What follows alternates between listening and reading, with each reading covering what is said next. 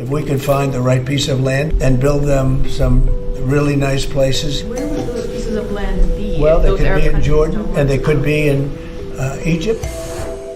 Settlers have been trying to erase the indigenous for a very long time, and they've developed lots of tools for the toolbox. War, disease, famine, settlements, re-education camps. But there's one in particular that's been on my mind: forcible transfer. And you'd have people living in a place that could be very beautiful. It's interesting because if you survive the move, you're still alive. You carry with you your memories and you fight to pass them down to your children and them to theirs. This is Cabri Forest. But there's something else that dies. Something bigger and older than any individual life or home left behind. The essence of a people. So what exactly gets lost when you uproot a people? If you like our work and want to help us continue telling stories like this, you can become a paid member of our Patreon. Now back to the video. From the moment I saw this painting, I was mesmerized. Mostly by her hands. They're big and strong, and she carries all those oranges effortlessly, like her hands were made for it. She feels really familiar and looks so out of place. It's called The Immigrant by Palestinian artist Sleiman Mansour. I first saw it in Bethlehem in 2018 on my trip to Palestine. I was there alone, going through the grief and honor of being back on our land, not just for myself, but for the whole family.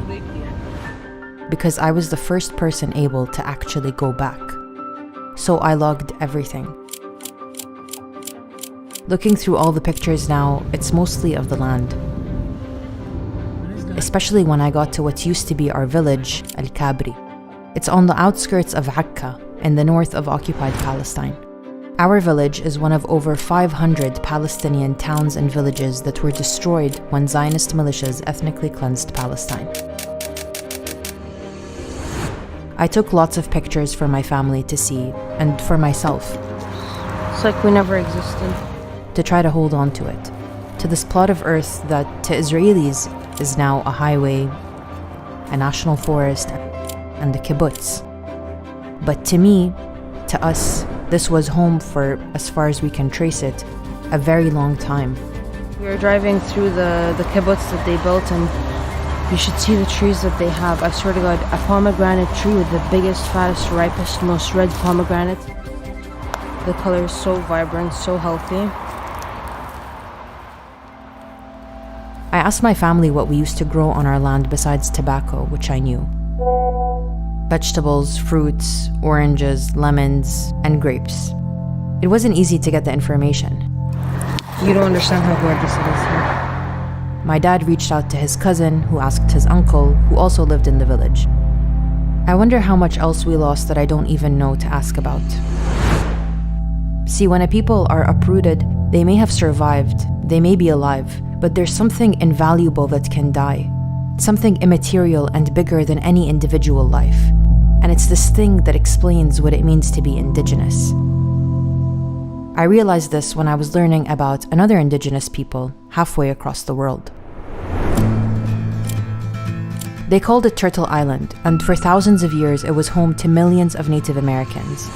In the Pacific Northwest, abundant forests and waterways created cultures centered on fishing and forestry, like the Tlingit. Tlingit speakers don't say left or right, they say toward the water or toward the mountains. One ancient narrative they tell is of Salmon Boy, a story that speaks to how salmon, a central part of their sustenance and culture, feel, make choices, and respond to human actions.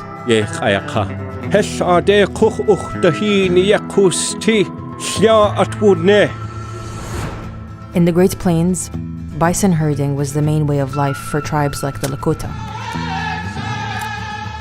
So life followed the herds and was nomadic. Buffalo were central to survival, culture, and spirituality. They clothed us, they fed us, they gave us inner strength to carry on. The buffalo adopted the Indian, the Lakota, as his younger brother. And in the southeast, fertile lands allowed for large-scale agriculture. This area was home to the Cherokee, who, along with others, used complex irrigation systems to grow the three sisters, corn, beans, and squash, grown together in a sustainable system where each plant supported the other. They also, along with many other tribes across North America, practiced controlled burning, which would clear undergrowth and make space for edible plants and medicinal herbs. This maintained healthy forests and reduced wildfires. Work with nature, expand habitat, decenter humans, and design for perpetuity. And there's way more. Before the first arrival of settlers, around 250 distinct languages were spoken.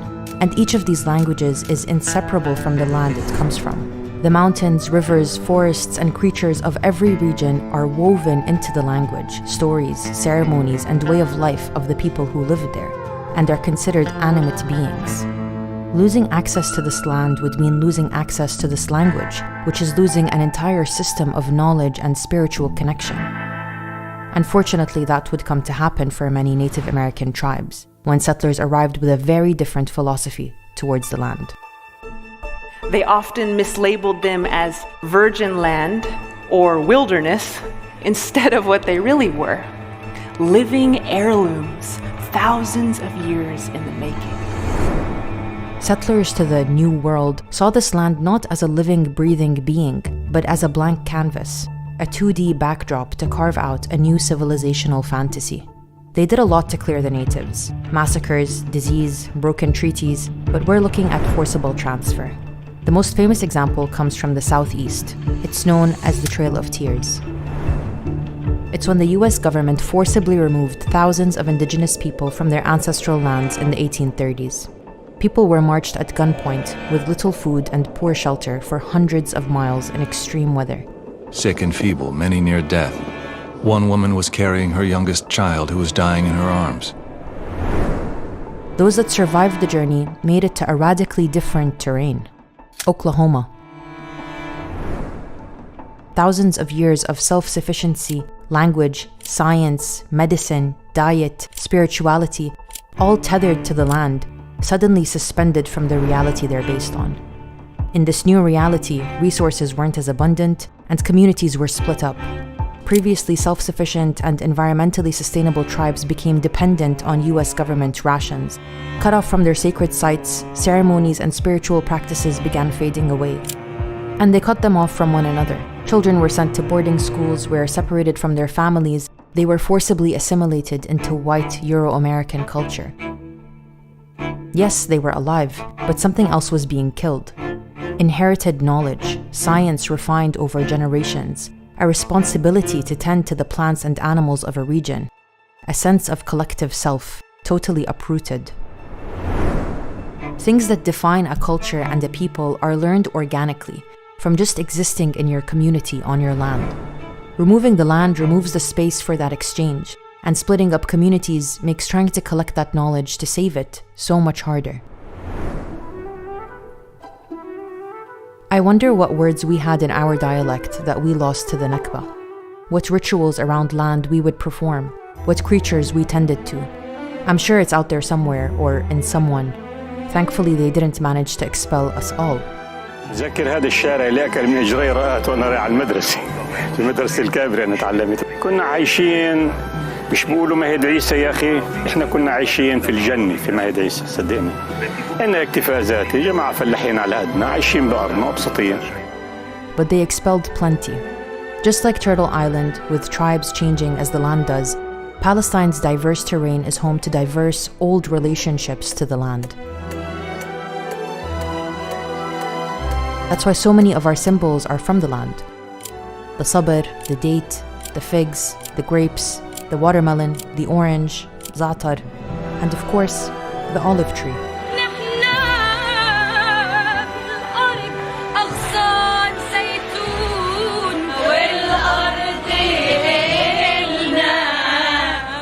Every year after the first rainfall of October, it's harvesting season.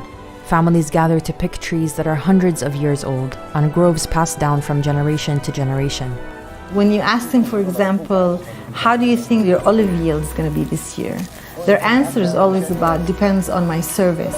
They believe they are serving the tree. And I know this all sounds so romantic in some way, but actually it's still in the language. They call it service. It is a relationship based on reciprocity rather than one person using the soil and abusing the soil to get the crop they want. The land finds its way into Palestinian clothing too. The embroidery, or tatriz, on women's clothing would reflect the area, town, or village of the person wearing it, and the natural landscape of every region. And the land is central in our music and our dance.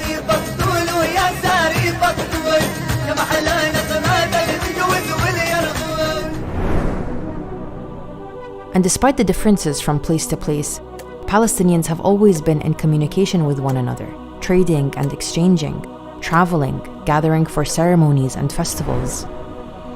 Until they came. The colonists' aggressive attitude towards the native peasants stemmed from their anger towards those who reminded them that there is still another people in the land of Israel that have been living there and does not intend to leave. They say it was a land without a people for a people without a land, and that they made the desert bloom. In 1948, Zionist militias methodically ethnically cleansed Palestine for Zionist settlement, leading to the expulsion of 750,000 Palestinians from their homes. We call this the Nakba. The new reality was a fragmented Palestine carved into 4 new colonial geographies: the Gaza Strip, the West Bank, Jerusalem, and the 48 territories, what they call Israel. That's where our village was. Some Palestinians were able to remain, but many were effectively transferred to refugee camps both in these new territories and in neighboring countries like Jordan and Lebanon. My maternal grandmother was in the womb when her father was killed, the first martyr from our village, and her mother left on foot, alone, pregnant, and with 4 other children, to Lebanon. She made it to a camp called Burj al-Barajne, where my grandmother would be born and raised, and would eventually meet my grandfather. My paternal grandparents were from the same village. They left to Burj al-Barajne too. It's one of 12 Palestinian refugee camps in Lebanon that are still around today. The camera's not even doing it justice, I swear to God. I think it's hard to gather information about what we lost in Palestine because the trauma didn't end with leaving El Kabri. It continued in Lebanon. Their right to work and own property are limited by Lebanese law. Life in Lebanon for Palestinian refugees was not easy. They left behind their property and their wealth and their lives to start from scratch in a new place, where they were and still are barred from working in 39 different fields, including law, engineering, and medicine. اللي بعتذر منك ما مشغل فلسطينية. قلت له بس بدي أسألك سؤال إنه أنت مراءك خلقت لبناني يعني مراءك أنت خلقت لبناني وأنا خلقت فلسطيني؟ قال لي مش من عنا الوزارة ما بتقبل تشغل فلسطيني. And then in 1975, there was the Lebanese Civil War. The toll of human life is horrifying, which started when Lebanese Falangist militias ambushed a bus carrying Palestinian civilians, killing 27 people. When Jordan expelled the Palestinian guerrillas in 1970, many of them moved into Lebanon, from whose southern border they could stage raids against Israel. We are against the Palestinian because we think that the whole problem is the Palestinian. We have 450,000 Palestinians in Lebanon. This is our problem. The war lasted 15 years and saw thousands of Palestinians massacred. The ruins of a Palestinian refugee camp on the outskirts of Beirut. The immensity of the crime shocked the world. The killers, members of a Lebanese rightist militia, got away as easily as they had arrived. To do so, they had to pass through Israeli lines. During the war, Israel invaded Lebanon, overseeing massacres and bombing campaigns. My aunt Buran was killed when Israel bombed the bus she was on in 1982. I guess that's it. What's been passed down to me about Al Kabri is factual. What we grew, who our neighbors were, how we lived. But there's information I crave that I'm not sure survived in our family. How did we tend to these plants? When did we harvest? What did we call a specific bud? What plants did we use medicinally? Like most Palestinian refugees, they left in a hurry with their keys in their pockets, expecting to come back. I don't think they had the time or luxury to pause and collect these tidbits in the middle of more unfolding trauma. Thankfully, not all of us were transferred. Many remained and continue to keep these traditions alive and are working on preserving and reviving them for future generations. But Israel continues to try to forcibly remove Palestinians from their land, either explicitly to make sure that Gaza never poses a threat to Israel again. President Trump is taking it to a much higher level. or by making life so unlivable that Palestinians might voluntarily leave. Families on the move, just some of the tens of thousands of Palestinians whom Israeli soldiers have forced from their homes in the occupied West Bank. What they did to Gaza, they're now doing to us.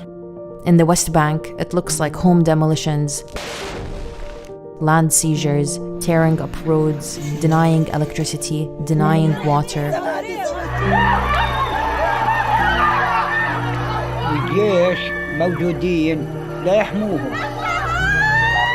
And there's a particular terror reserved for Palestinian shepherds and farmers, still deeply rooted in the land.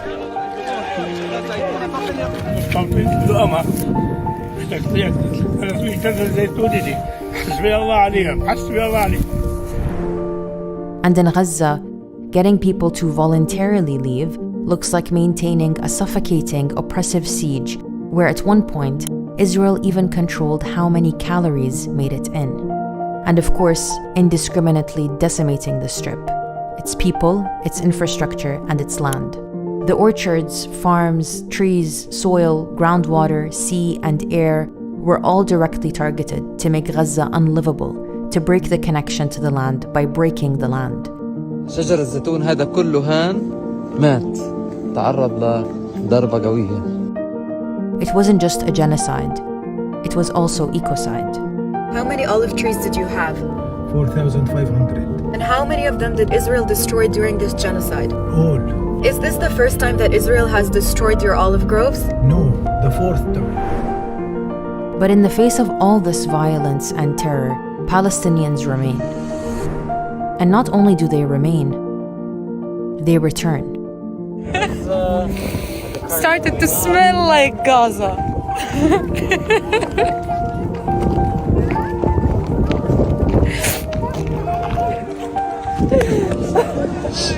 الله يرحم حامد يا أمه، الله يرحمه، كان هو بيستقبلنا أول واحد يا أمه. بسيبها وبطلع، لا بموت في غزة وأنا بسيبها. بوس ترابها قبل ما تروح، بوس ترابها. It's in these situations that the meaning of indigeneity is on full display. Despite having protections not afforded to Palestinians, in the face of danger, the settler flees because there's no tether to the land. That's why they say things like this. Palestinians say they don't want to leave. I don't know how they could want to stay. It's a demolition site. The only reason the Palestinians want to go back to Gaza is they have no alternative. Because to the settler, a good life is possible on any land. Land is just a place to live, a backdrop. It might have some excavated ideological story, but there's no relationship, no roots to keep them settled. That's why when they came to Palestine, they planted thousands of pine trees over the remnants of Palestinian villages. Trees for cover, trees for decoration, a prop. And why from when they arrived to this day, they don't seem to have difficulty burning and uprooting olive trees that are hundreds of years old. According to an Iroquois story of creation, the world was made when Sky Woman fell from above and was saved by the animals below. The geese caught her, the turtle carried her, and the muskrat dove to the bottom of the sea to bring her mud that she would use to make land. She spread the mud across the turtle's back and began to sing and dance in appreciation. And as she did, the land grew and grew from a smear of mud to what we know as the earth. It's why they call North America Turtle Island. The story speaks to a central philosophy in their culture, that the land is not our property, isn't ours to own. It welcomed us, saved us, and we feed it in return. It reminds me of how in Arabic we say أصحاب الأرض, which literally translates to friends of the land. سامحنا لأن إحنا ما إحناش قادرين نحافظ عليك Indigeneity doesn't just mean to live on a land for ages. If that were the case, settlers would eventually become indigenous too, and those forcibly transferred would stop being indigenous.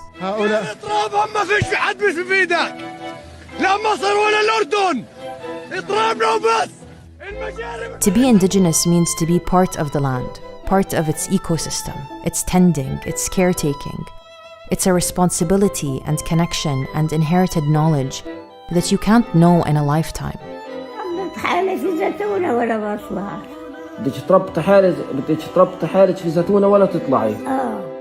So when you remove people from their land and drop them somewhere foreign to them, you have severed the continuity of this ancient knowledge. And our elders have told us that our job is to remember, to remember. Unfortunately, some of it gets lost forever. But the wound this removal leaves, and the need to keep the connection alive, will always remain. Shinasha